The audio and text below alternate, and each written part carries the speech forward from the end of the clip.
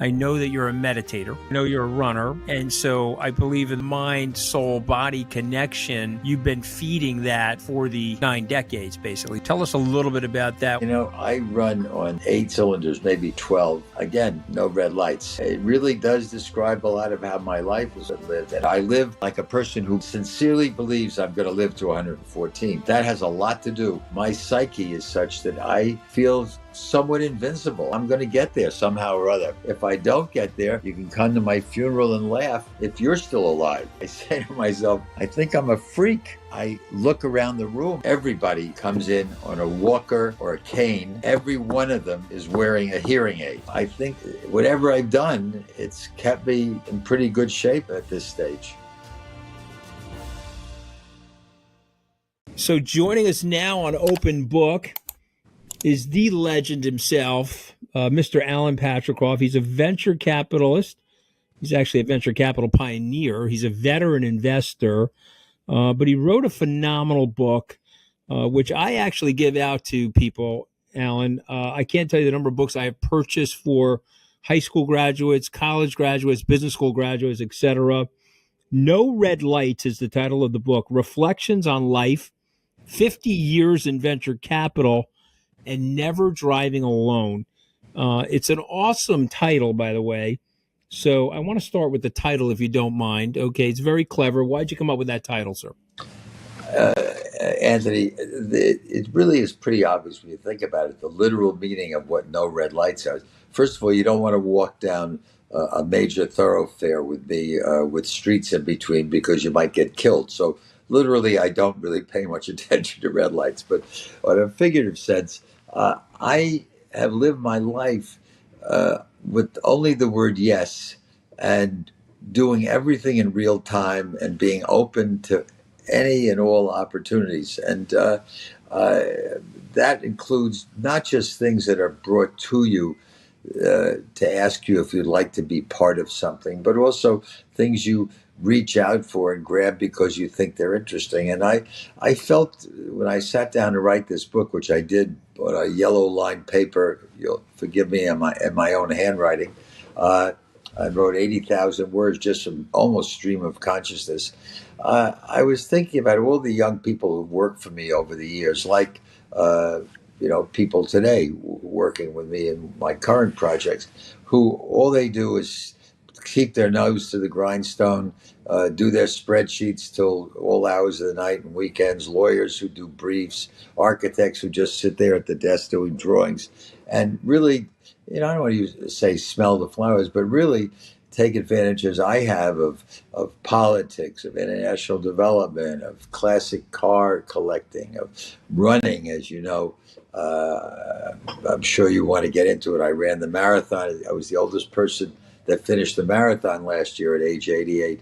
And I just am someone who has taken advantage of these. And I thought about all the young people who just don't really seize the moment. And at the same time, I was concerned with a lot of people I knew, friends of mine and people I came acquaintance with, who at age 60 were retiring.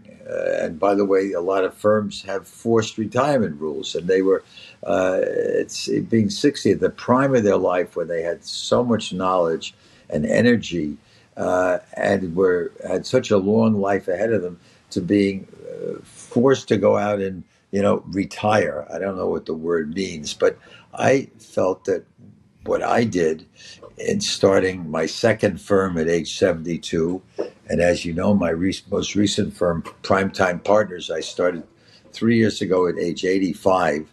And if you believe what I say in the book is I'm going to live to 114, at 60, you've only lived half your life. So it's a bifurcated objective. One on for younger people to go out and take advantage of every opportunity, even while you're young, get involved. Don't just sit in the periphery. And for older people, don't shut down and go play golf and go swimming or whatever else you want to do. But, do something, go back in the same business again and start all over, or become a poet, or go back to school, or do something constructive with your life instead of retiring.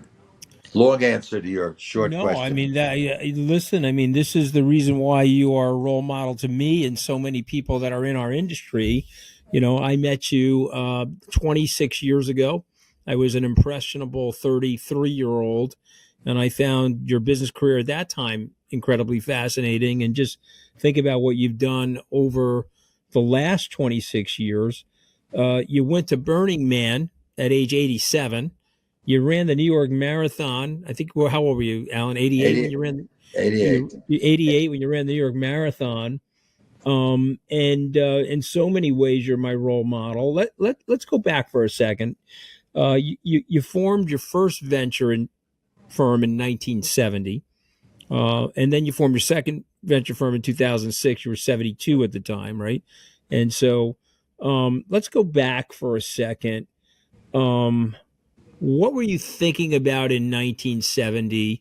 And you are, to me, one of the most neurally plastic people I've ever met. So you're able to adapt from going to, let's say, the metals industry into the semiconductor industry or in the biotech and so many different things. So what were you thinking about in 1970? How has the world changed since 1970? And what are you thinking about today? Well, I went into the venture business, which, by the way, wasn't even called a business until 1973 when the National Venture Capital Association was formed. And by the way, they had their 50th anniversary a month ago, and I was honored as one of the by three other people, one in memorial, Don Valentine from Sequoia, as legends in the business. So I was there at the beginning of an industry, but I got into it because I had been managing public portfolios for a family group, not my family. I couldn't afford a family group then or probably now, but I saw that we were offered private investments all the time, and because of the owners or the family, and because of various people in the firm, they always wanted to take a piece of that or a piece of that, and we ended up with a portfolio of, I don't know, 10 or 15 companies that no one paid any attention to except me.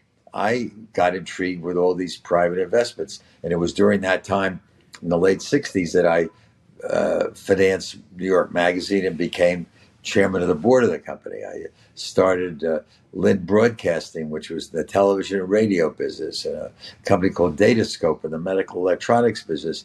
And I said, boy, this is really much more fun and more interesting than being an investor in General Motors or IBM and wait for the next quarterly report and have no involvement at all. These other companies, I was at a day-to-day in touch with. I felt the pulse of the business, and I was fascinated with that close attachment. And I said, there are lots of family groups out there who are doing exactly what the one I was working for was doing, which was, primarily a public portfolio, but once in a while dabbling. Why don't I just set up a business to advise those people, those family groups, what to do in the world of private investing? And that's was the origin of the start of the firm. And I had started with 9 family clients, and I started with a fund of $2.5 million, and that's where it all started. And from then on, it got built bigger and bigger as I got more and more funds, and went to Europe and expanded to the point where in early 2000 I was running. We changed the name over the years because we were in 12 countries, and we went from Allan Patrickov Associates to APAX, which was obviously an acronym of my name, with the X being for international. And I said, the business, we become so big, we were now a private equity firm, and I wasn't really having the same kind, my juices weren't flowing the same way. And it was the time of the bubble, which, that talk about juices. I mean, that was a poison pill every day. And I decided to do something else with my life. I didn't know what it was. And I ended up spending 3, 4, 5 years working with the World Bank and International Development Corporation, IFC, to help them start entrepreneurial activities around the world.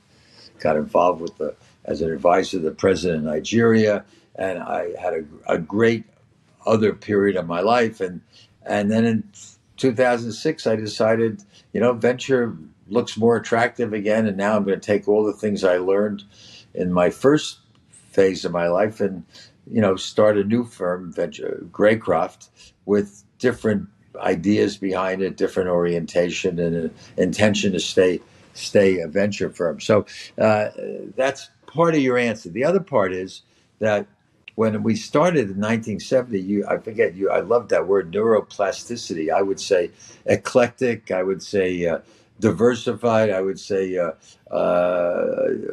organic.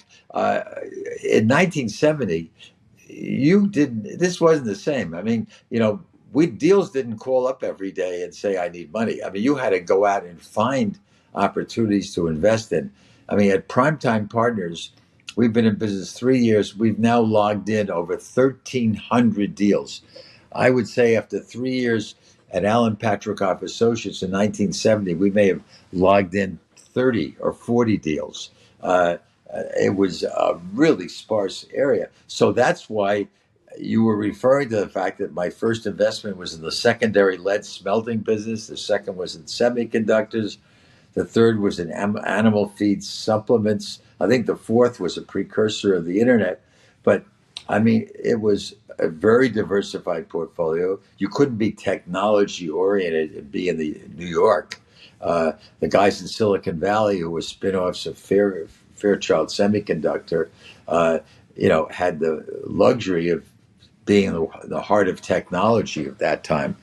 But that said, I've lived through what I call, 4 or 5 revolutions in my career in the venture business, which is now, now there's a tremendous demand for venture money. But in those days, you had to explain to people what a venture capitalist did and how we weren't going to take over their company and how we were just going to be board of directors and be minority shareholders. There was a lot of educating to be done. Today, you don't have to educate anybody. Everybody knows what a venture capitalist does and how they should behave. I mean, it's amazing. Your stories are amazing. I guess I want to harp on the neuroplasticity for a second because I know that you're a meditator. You meditate. Yeah, not as much as I should. Not as much as I Okay, should. but I know you're a runner. Yeah. And so I believe in the mind, soul, body connection. You've been feeding that for the 9 decades, basically. So tell us a little bit about that. What is your exercise regimen? How do you think about it? How do you think about eating? How do you clear your thoughts and sort of hit the Control Alt Delete for your brain so you can reset it? I run on 8 cylinders, maybe 12. Again, no red lights. It really does describe a lot of how my life has been lived. And I live, again, you heard me say it, I live like a person who sincerely believes I'm going to live to 114. That has a lot to do. My psyche is such that I feel somewhat invincible. I'm going to get there somehow or other. I know if I don't get there, you can come to my funeral and laugh if you're still alive. Mm-hmm. But I expect you to outlive me. Yeah. I'm going to Well, do the best I can to get to 113, but I think you're going to blow right by me. And I don't think you're stopping at 114, by the way. and anyone who's involved with me really has to keep pace, whether it's literally walking down the street because I still walk very fast, or whether they keep up with the regimen. I do. For example, I have 3 events every night. Tonight, I have a 3-event night. A cocktail reception for a business event, a theater, and then I have also a dinner for a major political figure, which I hope to get to, and I managed to do all 3. Somehow I do it. I have a unusual. You'd almost call it a quirk. I weigh myself twice a day when I get up in the morning and when I go to sleep. And if I gain more than 2 pounds during the day, I skip one meal the next day. Not a very scientific procedure. I am careful. I try not to, overdo in eating, but I don't have any specific diet. I walk every place I go. Every place I will. I walk to work today, and I still have an office at Graycroft, which is on 40th Street, New York. I walk down there, then I walk to Primetime on 52nd, then or vice versa. Then I walk home on 76th Street. If I go to the doctor, I'll walk from one of these places to a doctor's office. When I go to the theater tonight, I'll walk to the theater. So I end up putting in 5-6 miles a day during the week, and maybe 10 or more miles a day in the weekend. And I also bike ride. It's very simple. I have a trainer 3 days a week who I've changed trainers. My book talks a lot about the trainer I had for 25 years. He recently moved away after 25 years, and I have now found a new trainer who is a middleweight boxer for his career. So he puts me through a regimen that is really, at the end of it, I'm really exhausted, I have to say. When I was training for the marathon, I had, in addition, a running coach who ran with me 3 days a week. And it really was more jogging and walking. I don't want to say running. The last time I ran the marathon, I ran it 40 years ago at age 48. I actually was 47, and my time was 3:31. Then I was really running. Now it's just staying your feet long enough that counts. But nothing other than that. But I think most important is my mindset. More important than anything, if you believe, there are people my age who just don't feel the energy anymore, who've slowed down. I went to a high school called Horace Mann in New York, and we have, believe it or not, reunions every 2 months. Some character in the class decided it would be nice if we all got together as long as we're still alive. Actually, one of our most prominent classmates died just recently, a fellow named Roger Payne, who was the expert in the world on the sounds of whales.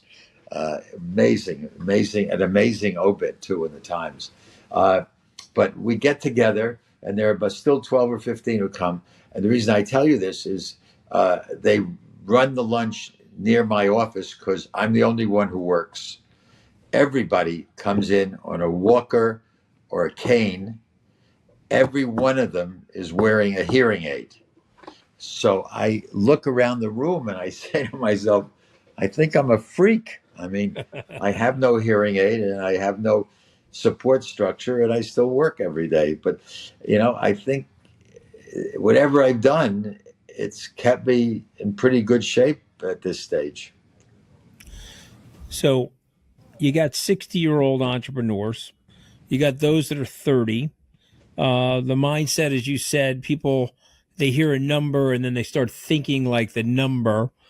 In your mind, Allan, how old are you? Oh, I would say early 60s. Early 60s. I test myself very often with people who, like you were talking, you know me, but people who don't know me, and I'll say to them, how old do you think I am? Or I'll say it truthfully to my barber, to this new trainer. Mm-hmm. No one believes I am the age I am. And I don't either. So, I went. Yeah, I went. You don't know. You're up. You're not totally up. I went parachute. I don't know what you call it. Paragliding.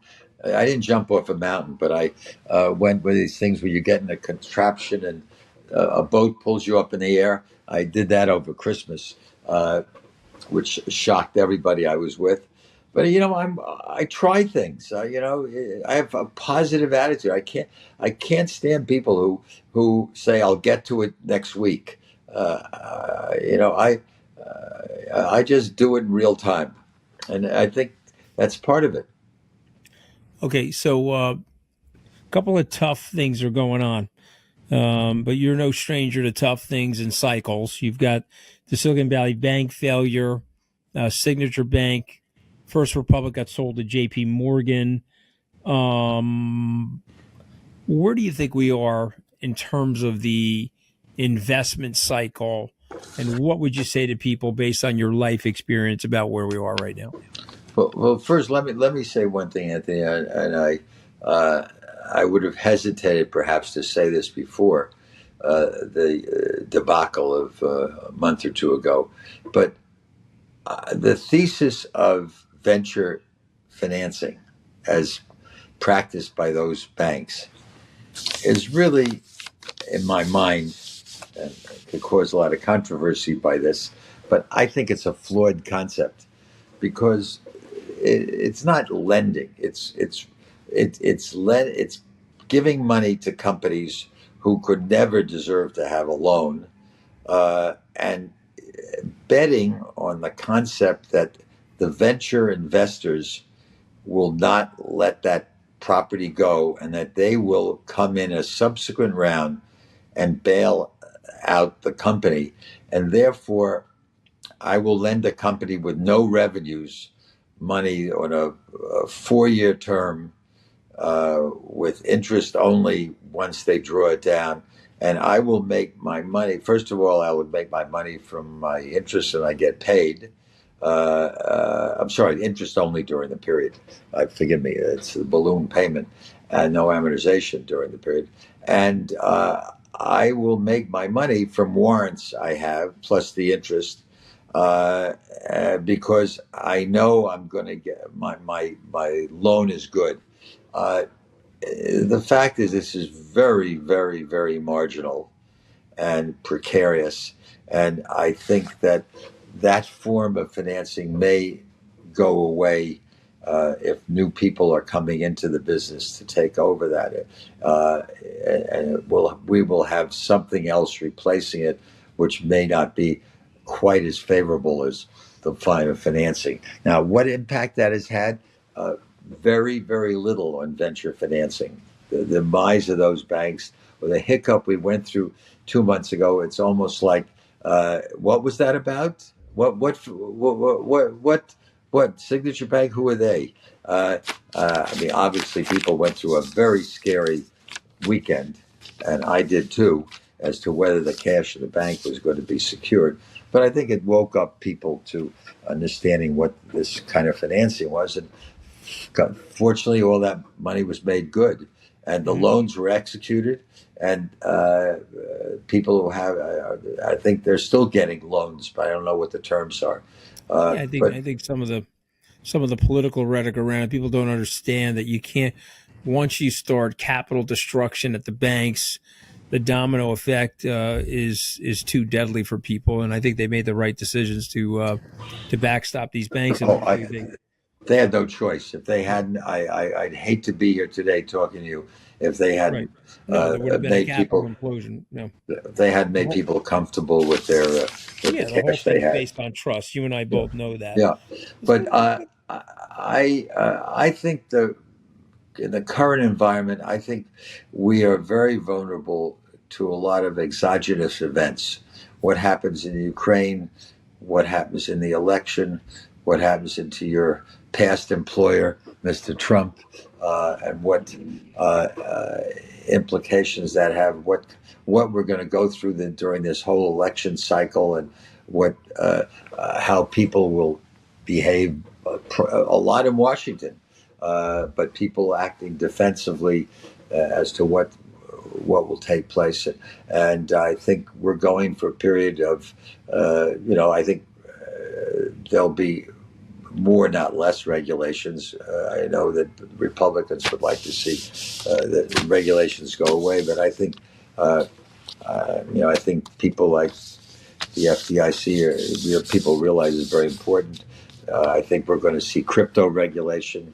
So I'd be shocked if we didn't, and I think it's appropriate. I think we're fortunately the AI situation is being addressed very early on. I mean, in a way, the AI industry is only 4 months old. uh, why do you think Gary Gensler and people like Elizabeth Warren are so hostile to the cryptocurrency businesses in the U.S.? I think a lot of it has to do with not really understand. It's really not.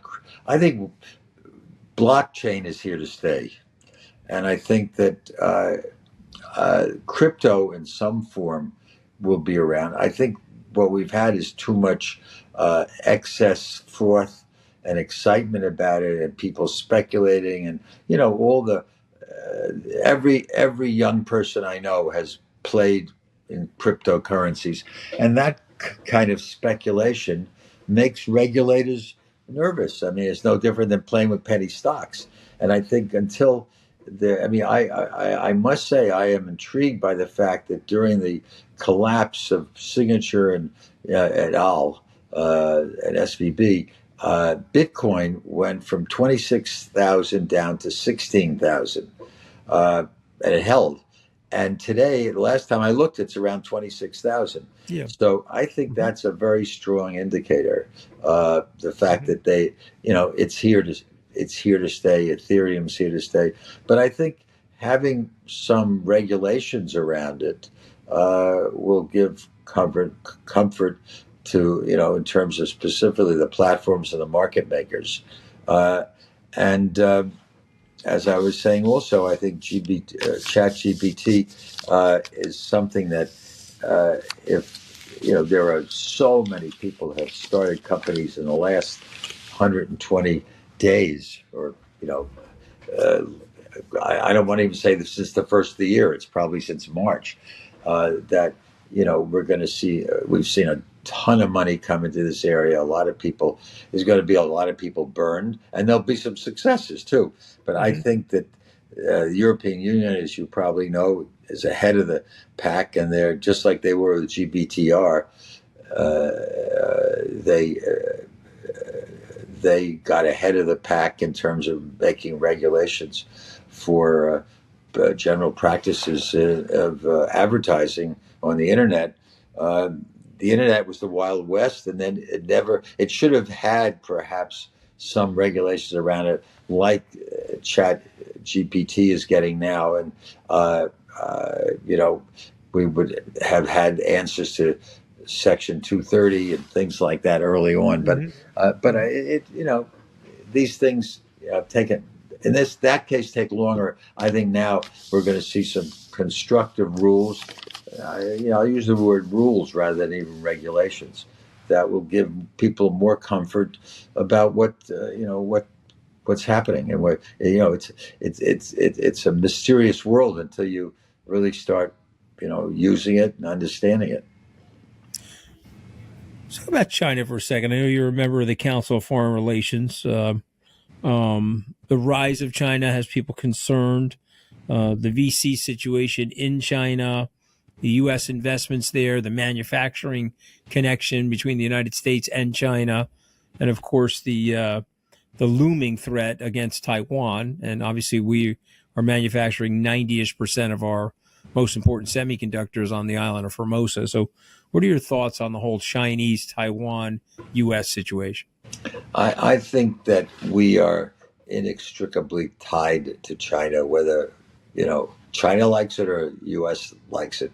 We've got to have some kind of rapprochement, some what's the word, denouement, some way of Yeah. working together Mm-hmm.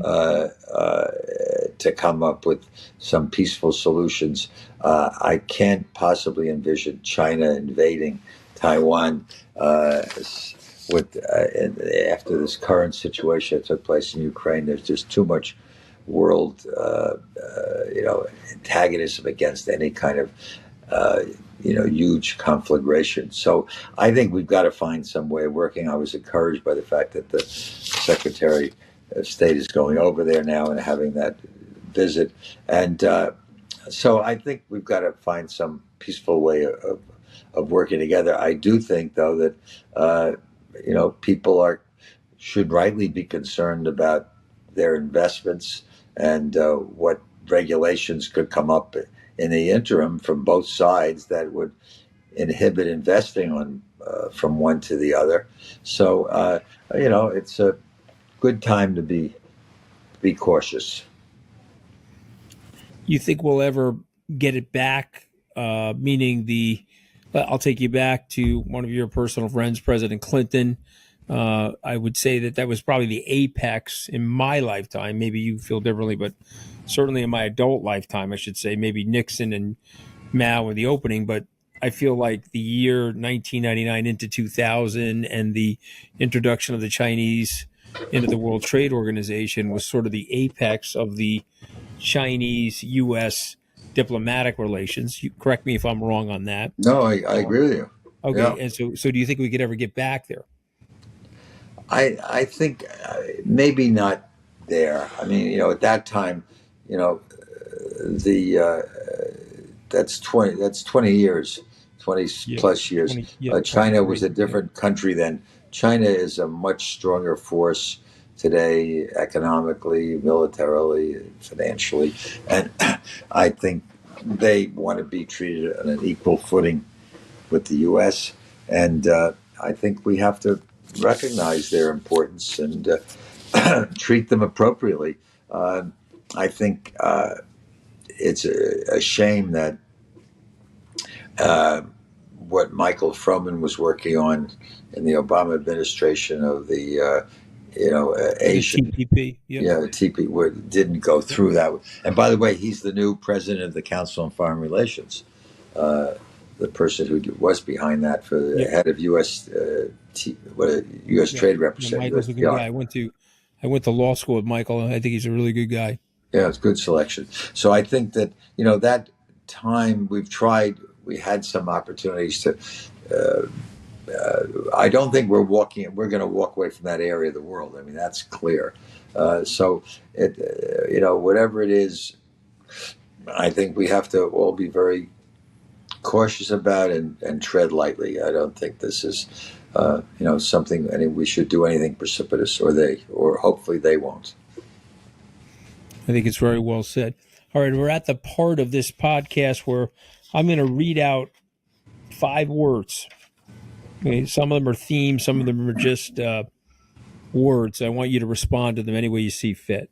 Ready? Anthony, before you do that, can I just make one pitch? We didn't get into it at Yes. all. Yep. The new firm that I started 3 years ago, Primetime Partners, is focused on the aging population, the fastest growing part of the population, with more money to spend, living in spite of the age expectation that happened because of COVID and a lot of other events. But people are living longer in general, and it's probably been a neglected area. And Mm-hmm. I talk about people living, at 60, not retiring.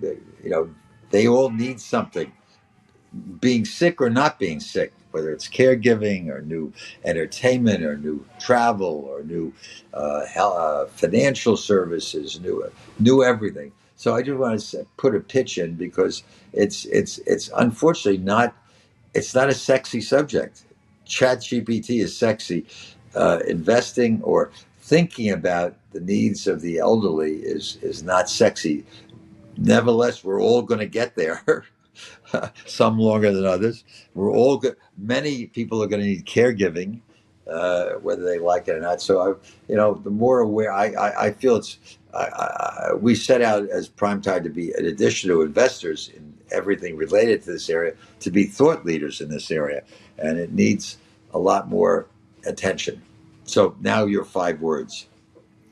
Yeah, listen, I think it's great. I'm glad you brought it up. I want to support everything that you're doing, and I want to start with the first word, which I think is so relevant to this conversation: longevity. How do you think about longevity? Perfect. What you only want one word answers? No. I want No. you to. Yeah, you can Oh, have a stream of I consciousness. think it's I think You can it's a have a thought very stream. I think it's a very, very hot subject. Everybody today wants to live longer, and there are all kinds of services. We've invested in a couple that are designed to improve. I have one company called Centogenics, which is clinics around the country where people go to get uh, analysis of their biomarkers, and then they get trained, and then to learn about what right for nutrition and exercise and hormones and nutraceuticals, all about extending the life cycle. So longevity is number one on my list of interesting areas. Okay. Curiosity, which I think is tied to longevity. Sure. Curiosity, certainly it's endemic in anyone who wants to be in the venture capital business. I'm not so sure about an entrepreneur because that's really more focused, but a venture capitalist, if they don't have curiosity, they ought to go into another business. You've got to always keep your eyes open, read everything, observe everything. I frankly love people who are curious. The friends I've made over my life that are close with me, and I could name some of them to you, all have evidenced and practiced a life of curiosity, of trying new things, of being open-minded, and so that's my answer for curiosity. Okay. Location. That's an interesting one. That one I don't have a quick answer. Location. Um, I, I'll refer to my own business, and which has been focused on the East Coast and the West Coast to an obsession somewhat. And when I started the venture business, it was Boston and San Francisco or Silicon Valley that were they owned it all. So when I started New York, it was very thin pickings. I eventually went to Silicon Valley in Apex, but today when I started when I started Graycroft in 2006, I opened in New York and Los Angeles. And I would say today, New York and Los Angeles are probably the hottest areas in the venture business. We're not going to replace Silicon Valley, although there's a lot of mixed signals out of there. Boston, I think, has become number, in my mind, three or four. Sure. It's associated with somewhat with the biotech industry, not as much as it used to. A Yeah. lot of people from Boston moved out to Silicon Valley or down to New York. So Hmm. I would say the biggest, fastest, newest growth area has been Los Angeles, which is booming. Well, you and I are both old enough to remember Digital Equipment Corporation. Remember? I Up on the absolutely, I-95 corridor, right? Or absolutely. how about the legendary Route uh, 120. It used to be Route 128. Now it's route? now Yeah, it's right. 280 and 101. Right, Or the exactly. Yeah, or the very, four very, or a 405, excuse me, to follow my Los Angeles metaphor. It's the 405. very, very, very interesting stuff. I mean, and the guy, and I know you knew Fred Adler, and he used to come and speak at Harvard Law School when I was a kid. And you're talking about data general. Remember, take you way back, Alan. Right? Listen, I was on a panel the other day with Osborne from the Osborne. Well, at Sure. Jeff Sonnenfeld's Yale CEO Summit, Yeah. Osborne was on, and he was talking about the early days of data general and Right. digital equipment and Yeah. I mean, and the personal computer. yeah. I just think about where we've gone. Okay, two more. Okay. By the way, let me Uh, add one thing yeah. that for many years, I tried to interest uh, APACs and even less Greycroft, more APACs, but Greycroft also about investing in Africa, because I think people don't spend enough time thinking about that continent, and it's had all kinds of problems. And we've got Sudan now, and we've got, I mean, every day. But you can't dismiss that Nigeria has. I don't know if it's 250 million people or 300. You've got South Africa. You've got Africa is a real opportunity Mhm. zone, and Mhm. you're starting to see venture capitalists going there. But No I think question. increasing interest will be in that area. No question. All right, two more. You ready? Company. An example. Which one excites you right now? Uh, Gee, I don't, I'm hesitant to mention it. First of all, anything I'm involved in is private. Right. How about a So sector? How about a sector? yeah. What am I going to tell you? Of course, I'm interested in anything to do with the aging society. Right. There are Right. so Okay. many things, and yet I couldn't give you a household name in that area. It's weird. It's really an emerging area. Not, I mean, you'd say older people have been around forever, but I think it's only in the last couple of years that people are been starting companies, and they're mostly all in the early stage field. So I think it's premature to. I mean, we have a company called Safe Ride, which is provide. You'd think of Uber, but it's really very specialized in delivering people who have medical problems. And but believe me, it's not. It's getting them to the doctor's office, getting them out of the house, getting them delivered, getting them into the hospital, getting them picked up on the right time. You can't make mistakes. We have another company called, as I said to you, Cenogenics, which runs longevity clinics. We have another company called Open Loop, which helps doctors find nurses or caregivers, which is very hard to find, and enables people to have a remote recruiting source. These are very fast-growing companies at the moment. So, stay tuned and ask me this another year or two, and we'll see which ones Well, I love really. it. We have another company called Carewell, which is a catalog company for needs of older people. I mean, we have 50 million people who are dealing with caregiving, and they have to know what to buy and how to buy and where to buy it. It's not Amazon. It's got much more specialized needs. Well, I really appreciate you joining me today. It's always phenomenal. The title of your book, No Red Lights: Reflection on Life, 50 Years in Venture Capital and Never Driving Alone, loaded with witticism, loaded with wisdom, and you're a fun guy to hang out with. You're a lot hipper than some of my 60-year-old friends. Okay, I'm turning 60 this year, Mr. Patrickov. I want to hang out with you, not these old geezers, Are you not these gonna 60-year-old geezers. celebrate?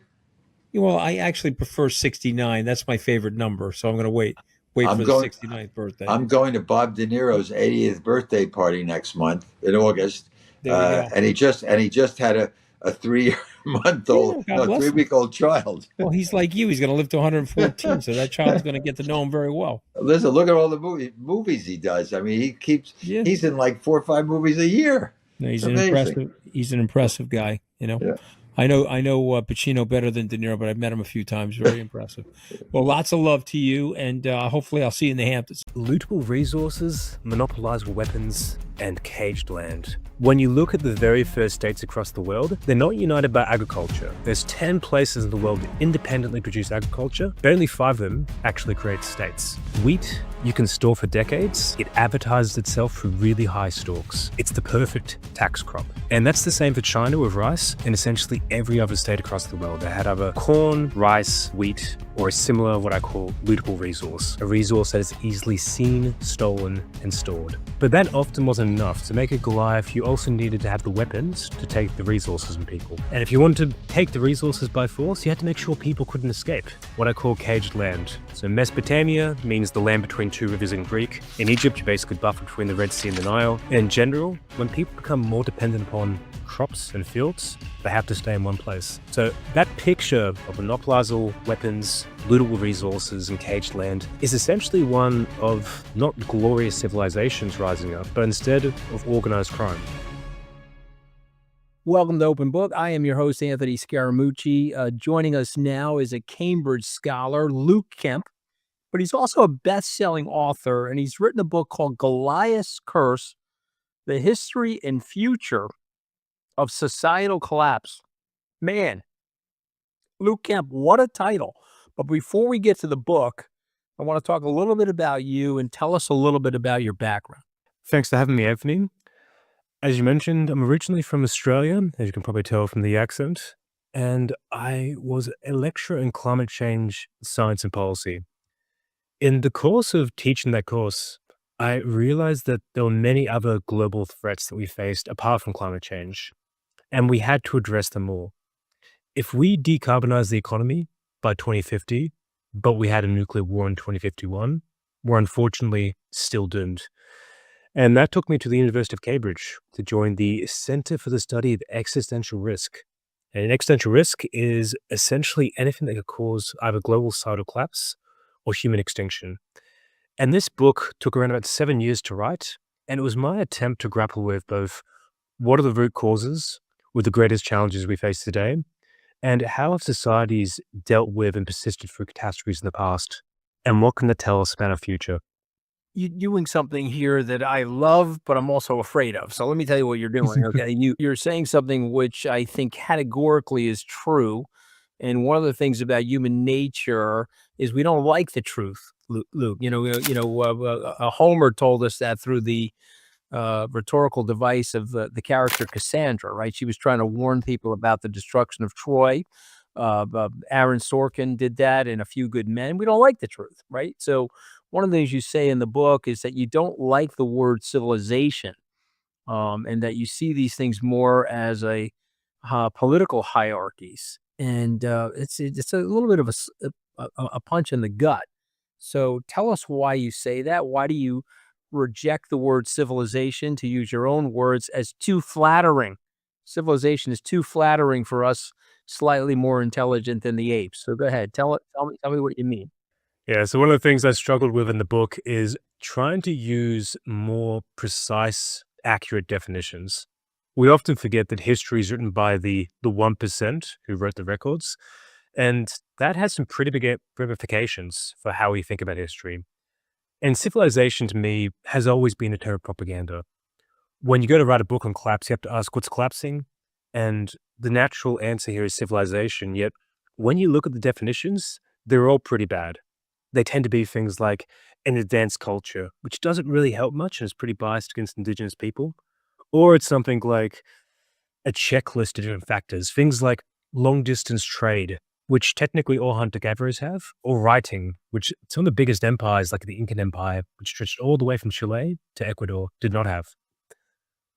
Hence, when I actually looked at the very first states, Uruk and Mesopotamia, or Egypt, what was uniting them was not something like big cities, for instance. What was uniting them instead was they had a big change from living in a more egalitarian social setting to living in dominance hierarchies, in which a small group essentially dominated everyone else through the use of violence, extracted resources from them, and ruled through force. And when you look across history, that's the defining characteristics of what we call civilization. Yeah, listen, I'm a big Thomas Hobbes fan. You would say, "Well, how the hell is that possible?" There's just something about that book. When I read that book, it resonated with me, and it's also, they do teach the book at West Point. There's a paragraph in that book about hegemonic behavior that they do teach at West Point, and Hobbes basically says we're at, from a civilization perspective, or to use your terms, political hierarchy, we're at our most peaceful and most prosperous when there's one super powerful hegemon using their military might, generally benevolently suppressing the internecine conflicts. And so we can debate whether or not that's happening right now. But the Hobbes delusion is something I had not thought of. And you basically say prior to civilization, we seem to be doing pretty well. We were less likely to die violent deaths.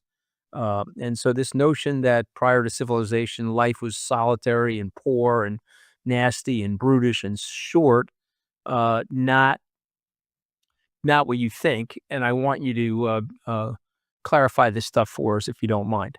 Mhm. So as humans, we've been around for roughly 300,000 years, since what's called the Middle Paleolithic, which was a period of ice ages, where the world was roughly -5 degrees Celsius, and on top of that, roughly a third of it was covered by ice sheets. It was not an easy time to live. And yet when people like Hobbes talk about the state of nature, when we evolved with no kings or emperors, that's the period they're really empirically talking about. And that lasted all the way until roughly 11,000 years ago. And when you look at it, we don't appear to live lives that are nasty, brutish, and short. So first of all, in terms of violence, the best genetic and archaeological evidence all suggests that we had a violence rate of roughly 1 to 2%. So for every 100 people born, maybe one would die from lethal causes, which is pretty much the same as the modern world at a global scale today. On top of that, we seem to be pretty good at cooperating and trading. So all the way from the east coast to west coast of Africa, 120,000 years ago, we have evidence of trade in things like lithic stone tools, musical instruments, as well as just basic genes and culture. And people weren't living in really small ragtag groups. Yes, nomadic egalitarian and hunter-gatherers often do live in groups of roughly 20 to 40 people, sometimes ranging up to 200. But what we forget is those groups are often quite multicultural. So amongst the modern day nomadic egalitarians, only roughly 10% of their groups tend to be closely blood related, and they often have people who speak different tongues in the same group. And apart from that, one forager will often know thousands of people across their entire life because they're constantly moving across groups, which is why you get these huge cultural zones of shared culture, genes, instruments. And on top of all that, as far as we can tell, our default mode of governing during that period was democracy. That's what we see with most nomadic egalitarians is they don't have kings, they don't have hierarchies, they don't have any large levels of inequality. They tend to make decisions communally as a group and often by consensus. This wasn't a perfect period. Infant mortality was still high, for instance, but we didn't have many infectious diseases. And if you lived to the age of 18, you'll probably likely live a pretty good, decent, long life. And one last thing is to remember that the way Thomas Hobbes described us as living nasty, brutish, and short lives would be an evolutionary recipe for disaster. We as a species wouldn't have survived the Ice Age. Let's talk about this now, right? Because we go from this to rising hierarchies. You call it Goliath fuel. Okay, so what's Goliath fuel? Go ahead, Luke. Goliath fuel is lootable resources, monopolizable weapons, and caged land. When you look at the very first states across the world, they're not united by agriculture. There's 10 places in the world that independently produce agriculture, but only 5 of them actually create states. Compare Papua New Guinea to Egypt. Both have agriculture roughly the same time, 7,000 years ago. Yet in New Guinea, they never have pharaohs, they never build pyramids. The difference is what they're growing. In New Guinea, they have yams, taro, and banana. Yams and taro, you grow underground, they're basically invisible. And when you dig them up, they only last a couple of months. Bananas last usually less than a month. By contrast, wheat, you can store for decades. It advertises itself for really high stalks. It's the perfect tax crop. And that's the same for China with rice and essentially every other state across the world. They had either corn, rice, wheat, or a similar, what I call lootable resource, a resource that is easily seen, stolen, and stored. But that often wasn't enough. To make a Goliath, you also needed to have the weapons to take the resources and people. So in both the Near East and China, you see the first states appearing after you get the introduction of handheld bronze axes and swords. And if you wanted to take the resources by force, you had to make sure people couldn't escape, what I call caged land. So Mesopotamia means the land between 2 rivers in Greek. In Egypt, you basically buffer between the Red Sea and the Nile. And in general, when people become more dependent upon crops and fields, they have to stay in one place.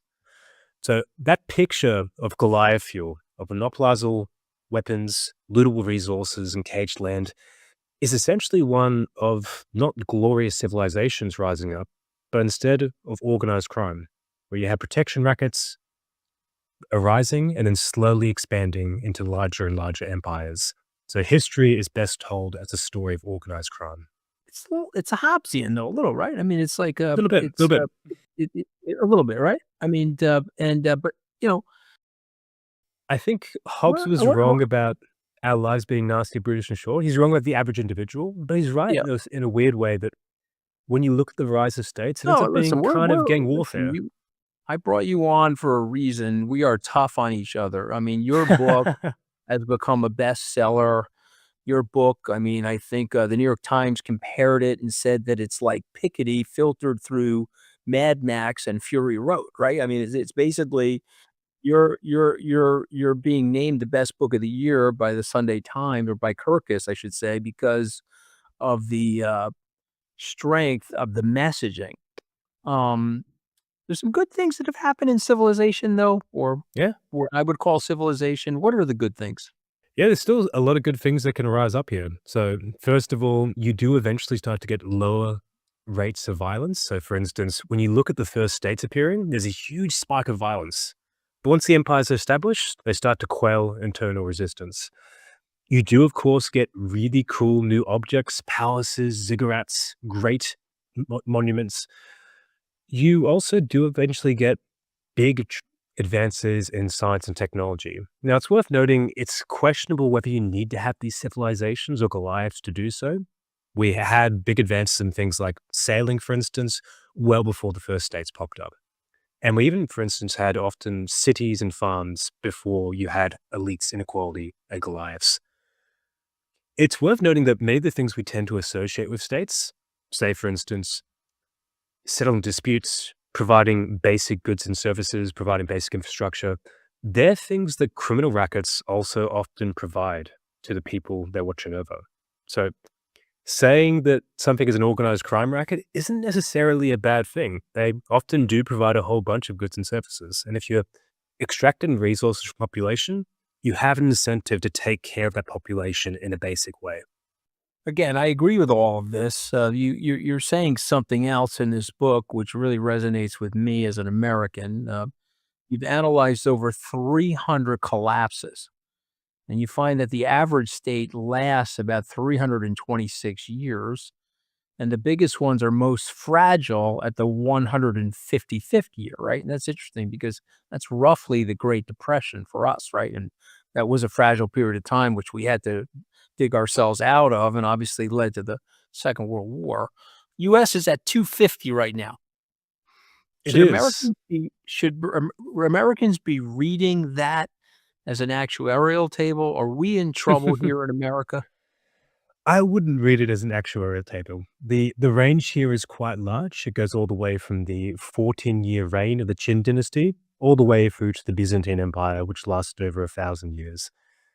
On top of that, I think states today are quite different in some regards. For instance, most states throughout history haven't had things like a specialized police force, let alone intelligence agencies. The US has both. And of course, on top of that, things like mass surveillance systems. So I think modern states have a whole bunch of mechanisms that should in many ways make them more resilient. The catch is that we're facing much more severe, pervasive threats than we've had before. And on top of that, I think we're facing a whole bunch of new technological realities, which also make collapse potentially more likely and more likely to be global this time. But I am worried, by the way, because I will also say this about America. We seem to be moving in 80-year cycles. We go from the Revolutionary War 80 years later to the Civil War. We have to redeem ourselves. And then we go from there to the Great Depression, which leads to the Second World War. And now we're 80 years out from the Second World War. We've seemed to have had roughly 383-year epics. And I think we're in a period now where we have to reflect again and see if we can find some level of renewal. But I mean, let's go to one of your most provocative findings. At least this is my opinion. Okay, that the states more aggressively subjugate women. The ones that do that are more prone to failure. Walk me through the causal mechanisms of that, and why patriarchy is a cause for fragility and is a symptom of decline. Yes, this is based upon the work of several other scholars who've looked much more closely at the gendered aspects of collapse. There's potentially several different reasons for this. I think one of the most intense ones is simply when you have regimes that oppress women far more stringently, that tends to also be representative of regimes that are, in general, much more oppressive and much more extractive. Overall, my big fear on collapse is what's called diminishing returns on extraction. Essentially, you get growing wealth inequality over time, both because, in general, capital increases more quickly in value than labor does. And on top of that, once you have power, it's easier to get more power. And as you get increasing levels of wealth inequality, you start to get more and more power concentration. So one of the best predictors of democratic backsliding today is wealth inequality. And as you get that, you basically get more extractive institutions. They're taking more from the average person. And that has a whole bunch of knock-on effects, including things like high levels of social-political violence, more infighting between a growing group of elites competing for a small number of thrones, and high levels of corruption, oligarchies that are less likely to address oncoming threats, a whole suite of different problems. But I see the gendered component as being, in many ways, more or less just a correlation for the deeper problem of extractive institutions. I think that it's about egalitarianism to me. When I read the book, I'm like, if you're treating people more equally, you have longer duration. That would include men and women. It would include different ethnic people. It would include in having some rights for slaves in the city of Athens, even as an Yeah. example. But the uh, the other striking idea in the book, if you don't mind, is that the collapse can be invisible until after it happened, meaning that we may already be living through phases of the collapse, that these things have a tendency to be slow and they creep up on us. And so give us some examples from the book and from your research. Yeah, we tend to forget that collapse can be quite a slow phenomenon. It depends upon who you are and where you are. In the case of Rome, for instance, the political collapse is quite swift. You have 2 sackings of Rome, the emperor's deposed within the space of a couple of decades. And yet, when you look at, say, for instance, the depopulation of Rome, which goes from being 1 million people to under 40,000, and the depopulation of surrounding areas, that takes roughly over a century to unfold. And similar when you look at, say, big changes in the kingdoms that followed them, changes in the military structure as well. Again, these usually take decades to centuries potentially. And interestingly, when you look at both Rome, but also the late Bronze Age collapse and most other historical collapses, many of the people at the time didn't really think they were living through a collapse. They would have seen the sacking of Rome, they would have seen individual disasters, but it was pretty rare they would step back and say, we're undergoing a societal collapse. And collapse in many ways seems to be a slow running process, but it has a lot of inertia, which of course raises the specter of, are we going for a collapse today? I personally don't think so. I think we do have room to pull back. But unfortunately, there are numerous danger signs, which I go through in depth in the book. Well, give us a couple. Well, if wealth inequality is one of the key issues here, then we've had growing wealth inequality since the 1980s. So there was a huge Great Compression in the 1940s and 50s, a combination of both the world wars destroying old money and also the rise of welfare states helped to compress wealth inequality. That started to rise again, and in the 1980s, roughly 25% of global wealth was held by the top 1%. Today, it's closer to 40%. Similarly, in the US, roughly a third of national household wealth is held by the top 1%. And on top of that, we're facing very different, much more acute threats. So currently, we have nuclear weapons of roughly 12,000 in current stockpiles. And if all of those are used, then you're looking at a global drop in temperatures of roughly 9 to 10 degrees Celsius, lasting over a decade. We're facing climate change. The world's already warmed by over 1.3 degrees Celsius. And we could be warming by somewhere between 3 to 6 degrees by the end of the century. And on top of that, we also have the specter of advanced AI systems and engineered pandemics, which haven't hit us yet, but are plausible threats going into the future. So we have both growing vulnerability in terms of our wealth inequality. And I'd say that that wealth inequality is probably behind a whole bunch of the things we see across the OECD today, whether it's the rise of the far right, democratic backsliding, increasing polarization, all the things that people tend to worry about. And as mentioned, we also face these new threats. And a risk is usually thought of as a combination of your vulnerability, your threat, your exposure, and your response. We have worsening vulnerability, worsening threats. Our responses don't seem to be that good, to be frank. And on top of that, the exposure is now global rather than regional. There's resiliency in human beings. We both know Absolutely. that. I'm sure you and I have been through our trials and tribulations, and there's resiliency in states. How do you become, and I'll use your words, how do you become a more just, collapse resistant world? What are some of the things that would require?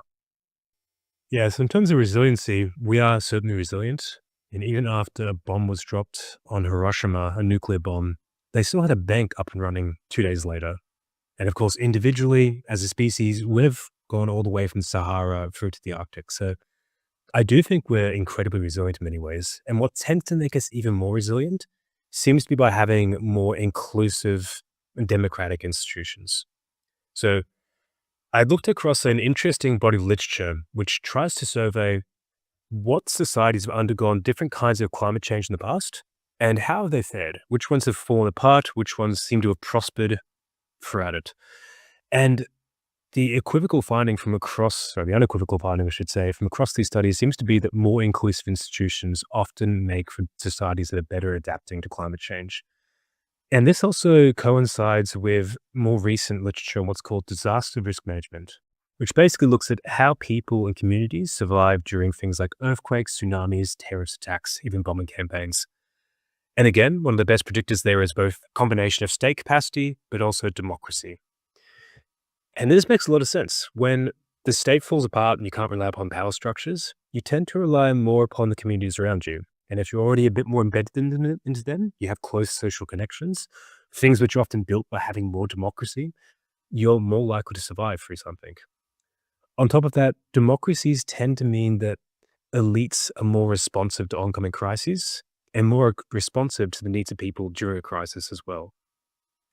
And on top of all that, some of my background's in what's doing forecasting and foresight. Basically, how do we better predict the future? And a common thread across most methods that work tends to be they involve getting together large groups of people, taking the average, and making sure they deliberate. They genuinely share information, change their minds, and discuss. Something, unfortunately, we don't see in Congress too often, but that seems to help us as a species, as a collective, improve our decision-making. So for all those reasons, democracies in many ways seem to be a bit more resilient than other forms of polity throughout history. It's incredibly well said. I mean, you're obviously a brilliant writer, and you brought something new to the experience, and so I give you a lot of credit for that. Thank you. Johan Hari, who's a great writer, he said that we should read this book, your book, Goliath's Curse, before your descendants find it in the ruin. You like A that, very Bob, catching blurb. right? You're right. You like that, right? Okay. Does this research make you more pessimistic or more optimistic about the world our children will inherit? Writing this book made me more pessimistic about the future, but more optimistic about people. Before writing the book, I actually had fairly different politics. In many ways, I was a bit down on democracy. I felt maybe we just needed an enlightened dictator. And I wasn't particularly optimistic about people and our ability to coordinate during things like disasters. But in general, I think we're pretty good at self-organizing. I think most people are pretty kind, decent, altruistic. That makes me a lot more optimistic about our ability to create new worlds and to potentially create better futures. But unfortunately, as I lay out in the book, I think we're facing several underlying deep problems that mean that the long-term future is likely to, over the space of decades or centuries, result in global societal collapse. Think of it in a very simple way of, if we have arms races and improving technology over the space of decades, where do we think that's going to end? Are we just going to always get lucky, like with nuclear weapons? And similarly, if we're constantly extracting more from the environment, over the space of decades, are we always going to have a plucky techno fix at the last minute? I think these things will catch up to us, unfortunately. Right. Interesting. So, all right. So we're down to the last 5 words. I'm going to say the word. You're going to come up with an idea around the word that I'm. Okay, you ready? Okay. Sounds fun. All right. So I'm going to say the word society. You're going to say what? Collapse. Okay. All right. Okay. And I got Had that to, from the unfortunately. book. Exactly. All right. What about the word democracy? Justice. Okay. I say the word autocracy. Concentration. Okay. Collapse. Extraction. What do you mean? So I mentioned extractive institutions, that when you have societies that are more lopsided, you have elites taking more and more from the everyday person, that's a precursor to collapse. Right. That's happening, by the way. So we'll have Yeah. to figure out a way to correct that. And, we got to be careful about the way we correct it, because you don't want to lose some of the market forces that have made people so prosperous. Yep. Goliath. I say the word Goliath. You say what? Fuel. Yeah, that's the best. That's been great. All right. Well, listen, I really have enjoyed this, and I appreciate you coming on. Ladies and gentlemen, Luke Kemp. The title of the book is Goliath's Curse. The History and Future of Societal Collapse. It's great to have you on, and I'm going to recommend this book to everybody, and it's a very provocative book, and there's a lot of truth in this book, which I find fascinating because, Luke, as we both know, people don't like the truth, Luke. They don't like the truth. I think and hope sometimes I do, and I think that's one of the reasons why the book has had a successful entry to the marketplace, despite the fact being over 400 pages, is I think in some ways, even when it's unsettling, people do like certain amounts of truth. I would say there's groups of people who don't benefit from the truth and definitely don't like it. Yeah, amen. There's no question. All right, well, listen, I appreciate you joining us today. Let's stay in touch if you don't mind. All right, thanks Sounds good. again for being